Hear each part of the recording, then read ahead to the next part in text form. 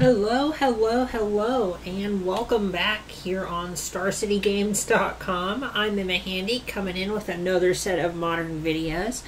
This week, I am actually doing something a little bit out of my wheelhouse. I'm looking at Harlan Fear's Jeskai Tempo Geist deck that he won the recent Open in Louisville with.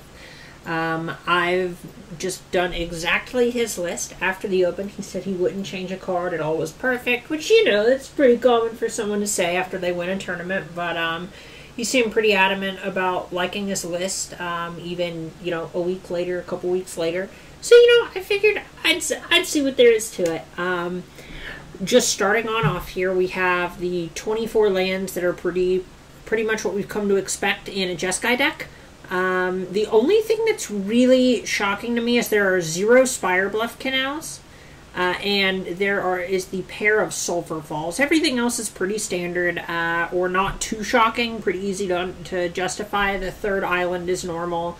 It helps you, cast Cryptics under a Blood Moon, or just gives you enough fetches to cast Cryptic through things like Ghost Quarter. The Sulphur Falls are a little interesting. They kind of enable your best fetch sequence, though, where you get a tapped Hallowed Fountain into an untapped Sulphur Falls. Sulphur Falls is also a lot better at casting, your Cryptic commands or your Snapcaster turns, where you want to go Bolt, Snap, Bolt, or something to that effect. So I understand the logic that goes into the Sulphur Falls. It is just something that's definitely noteworthy. There's a very conscious decision here to completely eschew Spire Bluff Canal and add Sulphur Falls and other lands in its place.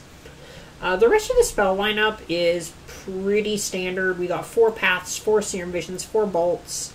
We have 2 Spell Snare, which is pretty interesting. I'm a big fan of the card. It's no secret that I've been playing a lot of Storm lately, and the card is absurd in that particular matchup. But it also just has applications in a lot of other places that would be unexpected.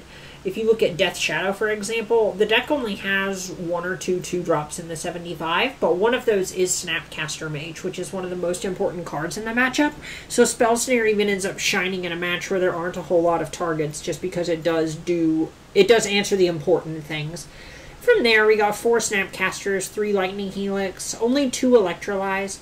And it's likely the Helix and the pair of Electrolyze were cut to make room for Geist of St. Traft. It's just another way to close the game, which is kind of the thing that this deck has historically had a bit of trouble doing. It's okay because it does have the Bolt, Snap, Bolt line to kind of just close a game and start pointing the burn spells at your face after you've snowballed a bit of card advantage. But Geist of St. Traft just kind of gives you an avenue to just be tap out on 3 and go, you know what, fine, you get to resolve 1 spell. Good luck. Geist is just great for that. On the other side of things, Spell Queller is great if instead of not casting their spells into things, they try to hold their mana and try to get you. Spell Queller is just such a big tempo swing where you develop your own body onto the table and then you just answer their spell. This card is almost Time Walk plus a Flying Grizzly Bear, and that's just huge. That doesn't even get into the games where sometimes you just need a 2/3 Flash Fire for 3, and that's good enough. I've played a lot of Spell Queller in my day, and I'm really excited. Spell Queller is the draw in this deck for me, so I'm hoping we get to relive some of those cool games. Past that, we just have 3 Logic Knot and 3 Cryptic Command. Modern's kind of just moved to a point where you need to be impacting the battlefield itself more than just holding up counter magic and hoping that your draws line up at the right time. Kind of the inherent flaw with counter magic is you have to have it preemptively. You can't have it the turn after they cast a threat, for example. And I'm kind of just explaining how counter spells work, but that's why Harlan elected to just shave a Cryptic and shave a Logic Knot. It's kind of just a reflection of things like Eldrazi Tron playing to the battlefield and being able to get on the table so quickly.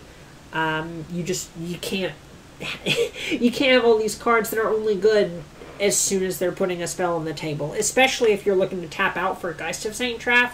You have to push your deck a little more towards the interacting with the battlefield side of things, or just the more mana efficient things in Spell Snare, for example.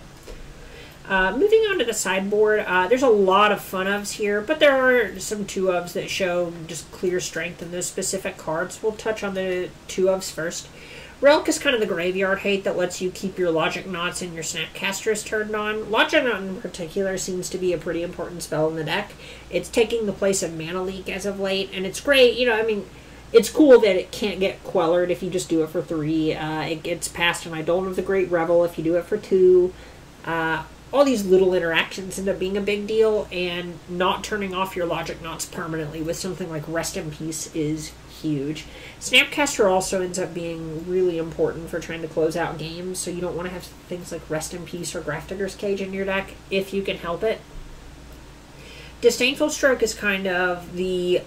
It's doing the same thing that Ceremonious Rejection would normally be doing, and that's one of the most notable omissions here, is the lack of Ceremonious Rejection. You'd see that in a lot of the Eldrazi decks, or for a lot of the Eldrazi decks, but Disdainful Strokes hits most of the Eldrazi anyway, but it also hits Ugin, it hits Karn, and then it also hits things like Scapeshift, Through the Breach, Primeval Titan, and then it even hits the Delve threats out of Death Shadow, which is, you know, pretty relevant. PN Kirnalar is the grindy card of choice here. Jeskai decks tend to have somewhere in the area of 2 to 4, you know, grindy matchup cards in their board. And PN Kieran is kind of just playing in line with the Geist of St. Traft, I want to kill them style of thinking. PN Kieran is great at applying pressure. It gives you a bit of card advantage. It's great against the Death Shadow strategy in particular. It shows a real sort of planting foot. Alright, I'm going to beat the heck out of some 13/13s that pay life. Just because it gives you the card advantage if they kill the PN Kirnalar, but it also just kills quickly if they don't. And it's great at giving the deck a little bit of reach. Going on from there, we just have Dispel, which is great in the Mirror match, and it's also great against Storm. I know I mentioned that a little bit before, and it's been kind of gaining in popularity I feel pretty quietly related to how successful it's been as of late. Just looking at the SCG tour, it's top-aided with the last 4 or 5 Modern Opens. SCG Syracuse, it had 5 in the top 16. It won the Open in Richmond. So just having answers to those kinds of cards that are efficient is a big, big deal. Moving on from there, we just have a lot of fun-ofs that are kind of meant to perform specific roles more so than they're meant to just hose a specific matchup. If we just look at, we have 3 different flavors of Sweeper. We have Engineered Explosives, Izzet Staticaster, and Supreme Verdict. They're all meant to do different things. Supreme Verdict is more here to answer the bigger creatures that you're going to play against. It's good against your Tarmogoyfs, your Death Shadows, your Thought-Knot Seers, cards in that vein. Then you look for Engineered Explosives to, 1, be an anti-artifact card. It's great against Lantern. It's good against, you know, your Cranial Platings and stuff out of Affinity. But then it also is really good against the piles of 1-drop decks, a la Elves. And then on that note, you have Izzet Staticaster, which is also, it's just great against the little kid creature decks. And it's also, you're out to things like Lingering Souls, which can kind of give these decks fits. If they just cast and flash back at Lingering Souls, that's going to put you back either a few cards or a turn or 2. And that's just not really where you want to be. So if you can just have a clean answer to it, you know, it's almost free. Especially since it just sticks around on the battlefield afterwards, and it's able to block stuff like Grimflare earlier in the game. It's just a great tool to have out of the board. Celestial Purge is a great answer to have exactly 1 copy of. You don't want to overload on them because they don't interact with everything out of the decks that you want it against, but it's a pretty great thing to bring in against, say, Grixis Shadow, because it exiles the Death Shadow, it exiles Gurmag Angler, Tassiger, either of the Lilianas. It hits all their threats, but it also prevents them from being rebought. That's to say that if you exile a Gurmag Angler with a Celestial Purge, they can't buy it back with a Liliana Last Hope or a Kolagon's Command. So you don't want to overload on these effects because it's harder. They get worse in multiples. The exile effects specifically do. And it being a little bit narrow means you don't want to eat too many of your sideboard slots with something like Celestial Purge, but it is a good card to have 1 of. Negate is kind of just, it's the counter spell that lets you customize your counter suite against certain kinds of decks. You're going to want either Dispel or Disdainful Stroke against a lot of decks, and Negate is kind of the third copy of Dispel against the decks where you want Dispel, or it's the third copy of Disdainful Stroke against stuff like Scapeshift. It's just a little bit of a catch-all, and it's really good against the Planeswalker decks specifically. Vendilion Click kind of falls in the same category as Pien Kirinalar. It's great in the grindy matchups, and it's also really good in the matchups where you need to take on a more flash-oriented role.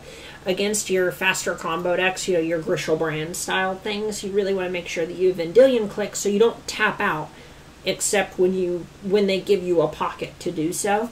It also just gives you another end-of-turn threat that you can do. I know that kind of plays into what I was just talking about. But Vendilion Click giving a reasonable clock, a little bit of disruption. It just does everything you want in those combo matchups. And then in the grinding matchups, the virtual card selection that it provides you and the ability to just take the best card out of your opponent's hand and turn it into a random one is actually pretty valuable. It's just beefy enough as well to be a real threat, and that makes it really good to have. A lot of decks have been moving away from multiple Vendilion Clicks just since it's legendary, and I can support that. I kind of like the multiples, but I'm not going to fault somebody who ends up shaving on copies of a legendary creature. And finally, we just have Wear Tear, which is an anti-artifact, anti-enchantment catch-all. You don't want a whole lot of this effect. We have other answers to those in Engineered Explosives. We just have counter spells against a lot of them. We don't want to have a billion Wear Tears, but it's really hard to justify not having the one. Anyway, I am really excited to get some games of this deck. I've played a good number of games with it a long time ago, and I've played with a lot of Spell Queller. So I'm expecting good things out of our matches. Make sure and stick around for match number 1.